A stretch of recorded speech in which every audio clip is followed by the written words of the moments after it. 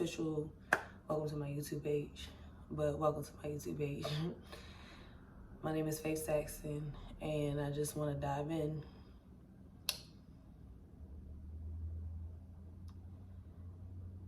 I lost my mom March 23rd, 2023, the day I became 25 weeks pregnant with my son, her grandson. I want to share this because A, is therapeutic for my grieving process, so I don't hide into this hole, this dark.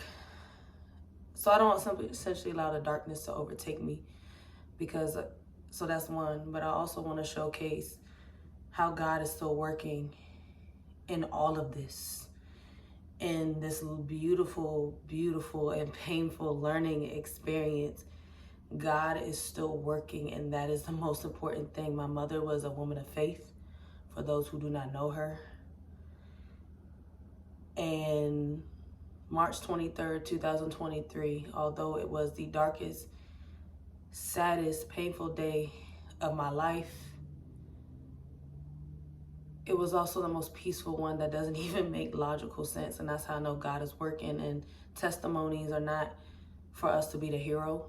It's for us to showcase the goodness of God and the hope that can be restored in even the lowest human experiences that we all experience in different shapes and forms. And I want to be honest with what I'm feeling. I want to be honest with the anger, the joy, the contentment, the pain. It's in waves. Like when I feel like it's textbook right now, it's definitely textbook with the grieving process. But background story is, I didn't know my mom had stage 4 pancreatic cancer.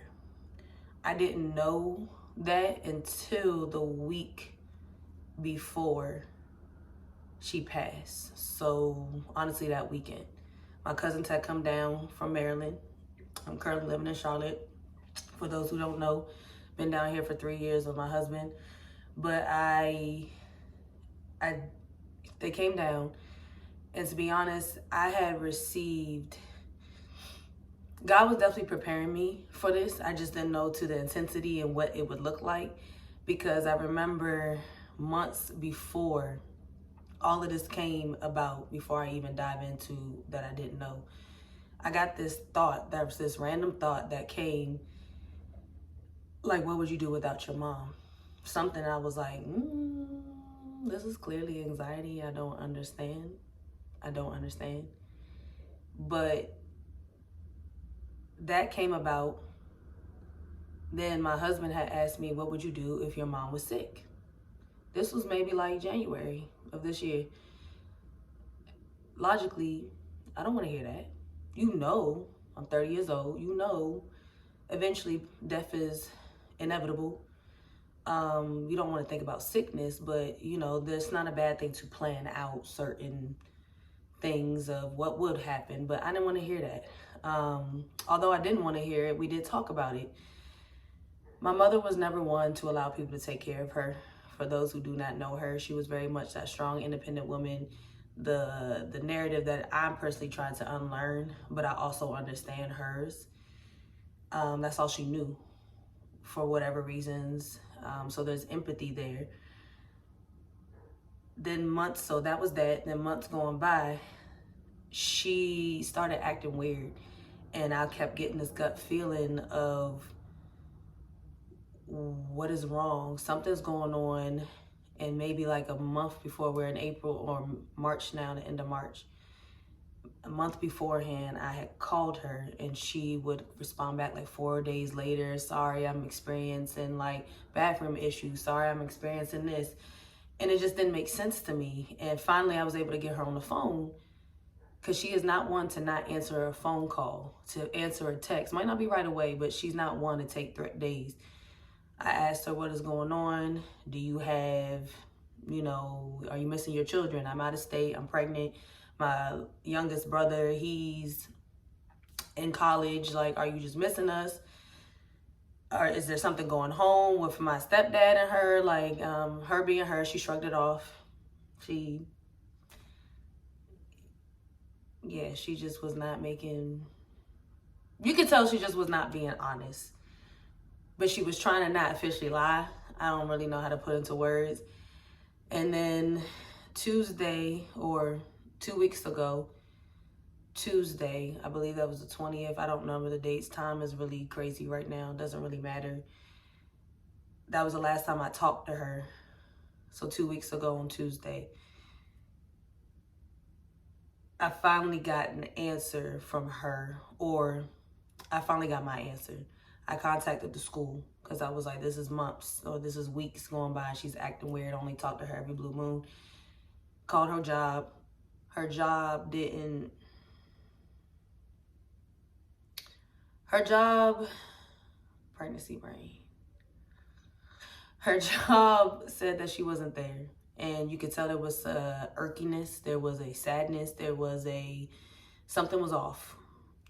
My mom has always worked. She don't take off, even though she has all the leave in the world. She don't work. She does not take off of work unless it's something serious. So they was like, she hasn't been in. I said, okay. Called her cell phone. Cell phone, she didn't answer. I said, okay, we back to this weird. She don't respond back to months, or not months, but a couple days later. Finally called the house. Got my stepdad.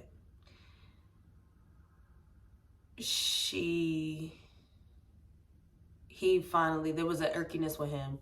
There was a hesitance, I should say. And I was like, is she all right?